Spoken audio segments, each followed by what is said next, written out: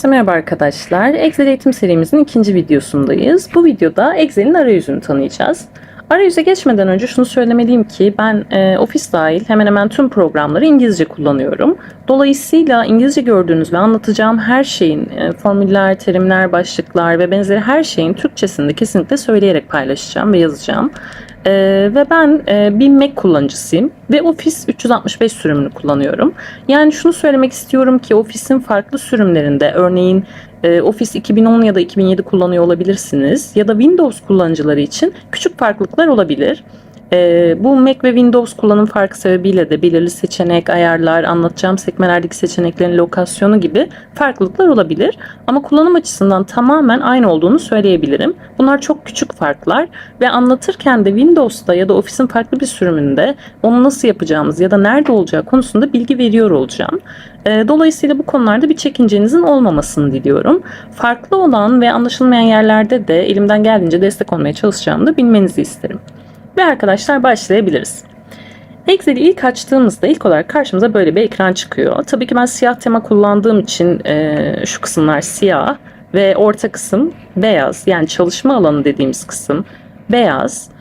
Siz bunu dediğim gibi özelleştirebilir ve siz de temayı değiştirebilirsiniz. Ama ilk defa açıyorsanız orijinalinde beyaz yeşil renkte göreceksinizdir.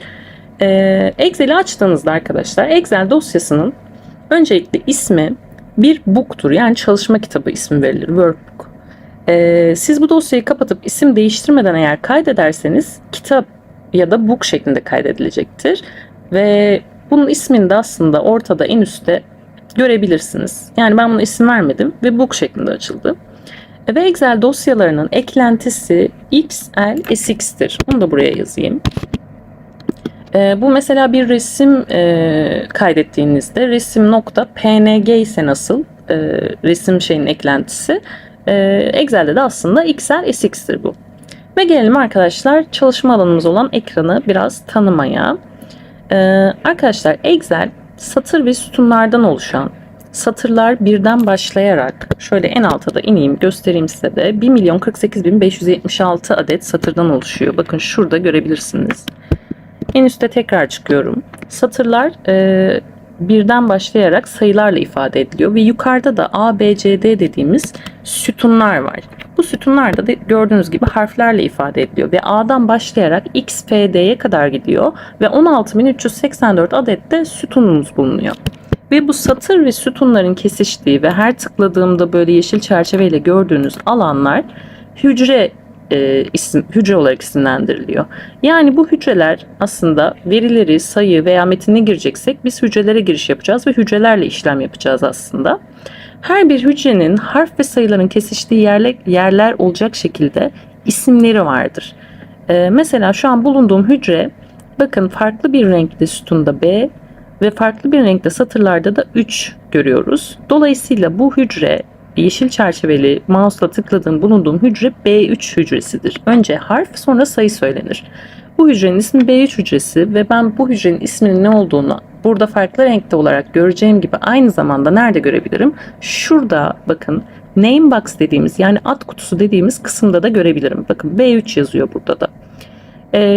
Aslında bu hücrelerin isimleri çok önemlidir. Çünkü ileride işlem yaparken ya da formül yazarken hücre adlarını kullanmamız gerekecek. Dolayısıyla ben bu name box'la aynı zamanda bu hücrenin ismini de değiştirebilirim arkadaşlar. Ne yapabilirim? B3 değil de ben buna A, B, C olarak isimlendirmek istiyorum diyelim. Yazdım buraya gelip ve Enter'a bastım. Ne oldu? Ben şu an hala bakın B3 hücresindeyim ama name box'a baktığımda yani ad kutusuna baktığımda buranın A, B, C olarak değiştirildiğini görüyorum. Bir aşağı iniyorum bakın yine name box'ta B4 yazıyor. Bu ne işimize yarayacak arkadaşlar? İsmini değiştirirsek ileride özellikle formül yazarken hücre aralığını ya da alanını akılda tutup ya da bakıp yazmak yerine mesela B3 diye kompleks özellikler analizlerde direkt verdiğimiz ismi kolayca kullanabiliriz. Ve arkadaşlar bu name box'ın yanında şurada fx ile başlayan kısma da biz formül bar yani formül çubuğu diyoruz. Hücreye girdiğim veriyi ya da formülü burada görebilirim. Ya da veri ya da formül gireceğim zaman hücreye tıklayıp formül çubuğuna gelip formülümü yazabilirim. Bakın tıkladığımda şu çarpı ve tik işaretleri renkleniyor zaten. Nasıl yapabilirim? Bir hücreye Atıyorum ben şu an D4 hücresine geldim ve buraya bir şey yazmak istiyorum. Yine ABC yazalım. Yazıyorum direkt ve Enter'a basıyorum. O yazdığım hücreye yani D4'e geldiğimde bakın fx'te yani formül çubuğunda ABC yazdığını görüyorum. Aynı şekilde ben bu veri girme işlemini ya da bir formül yazacaksam ileride onu da D5'e geliyorum. Buraya bir şey yazmak istiyorum. Geldikten sonra formül çubuğuna tıklayıp yine ABC yazabilirim. Bu şekilde de ben veri girebilirim ya da formül de girebilirim aslında. Dediğim gibi satır sütunlar, formül çubuğu ve alt kutusundan da bahsettikten sonra aslında bir üst kısımda çok ayrıntılı da tek tek inceleyeceğimiz şu kısım şerit kısmıdır arkadaşlar. Bu kısma aslında gelmeden önce tek tek aslında nasıl olduğunu anlatacağım, nelerden bahsedeceğimizi de anlatacağım. Şu aşağıdan bahsetmek istiyorum. Aşağıda arkadaşlar sayfa 1, bende şu an sheet 1 şeklinde bir ifade var. Sayfa 1 olacak Türkçe kullanıyorsanız. Bu nedir? Her Excel çalışma kitabı arkadaşlar sayfalardan yani sheetlerden oluşur. Yandaki bu sheet 1 yazan yazının yanındaki artı tuşuna basarak ben yeni sayfalar açabilirim. Ve bu 1, 2, 3, 4, 5 diye gider ve toplamda bir Excel çalışma kitabında en fazla 255 tane sayfa açabilirim. Her sayfada ben farklı işlemler yapabilir, farklı veriler girebilir ve bu her bir sayfa arasında işlemler de yapabilirim birbirine bağıntılı olarak aslında. Bu sayfaların isimlerini ben bakın Sheet 1'e gelip mouse'la çift tıklayarak yine bunu da ABC yazalım. Mesela ABC olarak ben bu sayfanın ismini değiştirebilirim. Yine aslında hücrelerin ismini değiştirmekle yani hangi hücreydi? B3 hücresini mesela ben ABC ismini olarak değiştirmiştim. Yine bu sayfanınkini de değiştirdim. Mantık olarak aynı aslında hücreleri isimlendirmekle. Sayfalar arasında ileride işlem yapacağımızda bir formül yazarken mesela Sheet 1'de miydi, Sheet 2'de miydi, hangi sayfadaydı diye düşünmeden direkt isimlendirdiğimiz ABC'yi mesela kullanabiliriz. Dolayısıyla bu rahatlıkla bulabilmemizi sağlayacak ya da bir rapor hazırladıysak o raporla ilgili bir isim de verebiliriz bu sayfaya. Ve şerit kısmına yine gelmeden önce şundan da bahsetmek istiyorum. Excel'de arkadaşlar herhangi bir simgenin üstüne gelip tıklamadan beklediğimizde size zaten o butonun ya da o kısmın ne işe yaradığını söyleyecektir. Bakın mesela ben bu artıdan yeni sayfa açtığım artıya tıkladığımda yeni sayfa açabildiğimi söylemiştim. Ben buraya hiç mouse'la hiçbir yere basmadan gelip sabit durduğumda new sheet yazıyor. Yani yeni sayfa ekle anlamında yeni sayfa yazıyor. Dolayısıyla ben buraya tıkladığımda yine yeni sayfa açabiliyor olacağım. Sayfalarla ilgili de ayrıntılı bir özelleştirme ve özellikleriyle ilgili bir videomuz olacak. Ama şimdilik arayüz tanıtımında bu kadar yeterli diye düşünüyorum. Dolayısıyla gelelim şerit kısmımıza. Şerit kısmı dediğim gibi şu kısım arkadaşlar. Bu kısımda belli başlı burada sekmeler var. Dediğim gibi her biriyle alakalı ayrı ayrı özellikleri nerede nasıl kullanacağımızla ilgili eğitimlerimiz olacak. Bu kısmın şerit kısmının İngilizce adı ribbon arkadaşlar. Kelime anlamı kurdele gibi bir anlamı da var. Şerit gibi bir anlamı da var. Tek tek aslında baktığınızda Türkçe kullanıyorsanız mesela home giriş sekmesidir. Excel'deki aslında en temel işlemlerin yapılabileceği ve her düzeyden kullanıcının sıklıkla ihtiyaç duyduğu işlevler bu sekmede bulunur. Burayı seçtiğimde 7 tane yaklaşık grup ekrana gelir. İşte pano, yazı tipi, hizalama, sayı, stiller, hücreler, düzenleme grupları gibi. Ve bunlar özelleştirilebilir. Yani nasıl ben temayı değiştiriyorsam burada yer alan butonları ve özellikleri de değiştirebilirim. Bundan da bahsedeceğiz ileride. Tek tek biraz üstünden geçelim ne olduğu ile ilgili sekmelerin. Insert sekmesi var. Yani ekle sekmesi. Excel'e eklenebilecek resim, grafik, özet tablo ya da köprü gibi işlevleri içerir. Ekle sekmesi seçildiğinde yaklaşık 5 tane alt grup ekrana gelir. Tablolar, çizimler, grafikler, bağlantılar ve metin gruplarıdır. Bir yanında Draw dediğimiz çizim sekmesi vardır. Bu sekme aslında Paint gibi bir görevi var. Yani herhangi bir kaleme tıklayıp manuel olarak bir şey yazabilir ya da çizebilirim. Açıkçası çok fazla kullandığım bir kısım değil ama kullanacağımız yerleri göstereceğimiz şeyler olacak. Bir yanında Page Layout yani sayfa düzeni dediğimiz kısım var.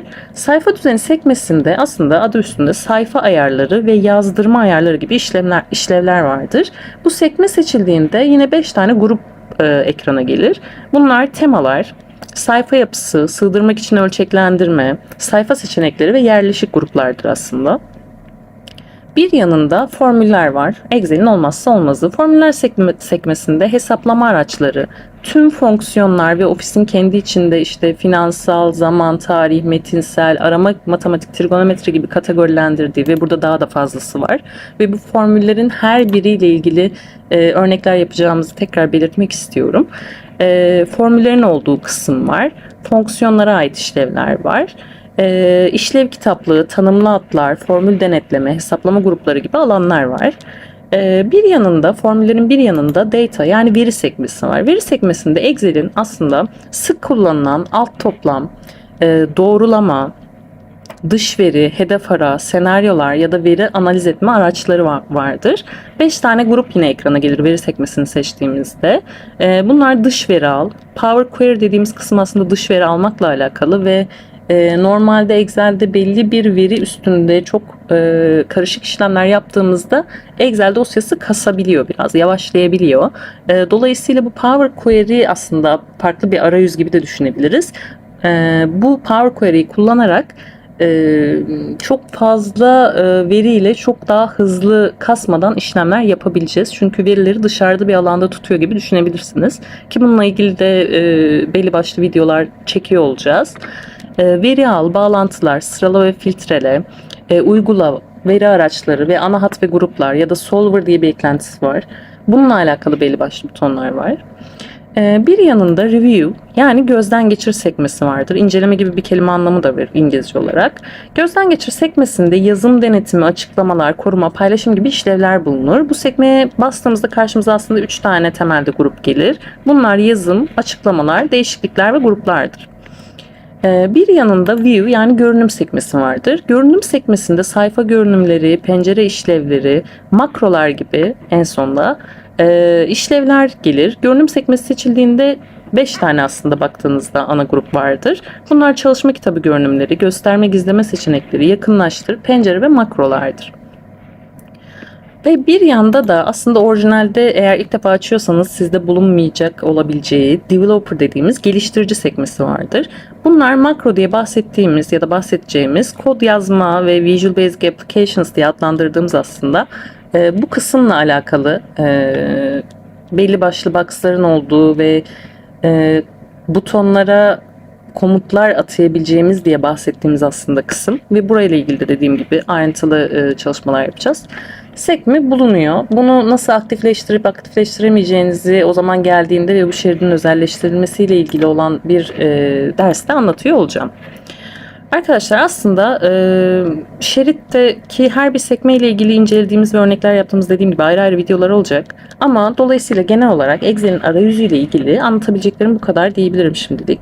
Bir sonraki videoda şu üstteki ve alttaki kısımlarla ilgili ve bu özelleştirme ile alakalı bir video olacak tahminimce. Dolayısıyla şimdilik teşekkür ediyorum. Sonraki videoda görüşmek üzere.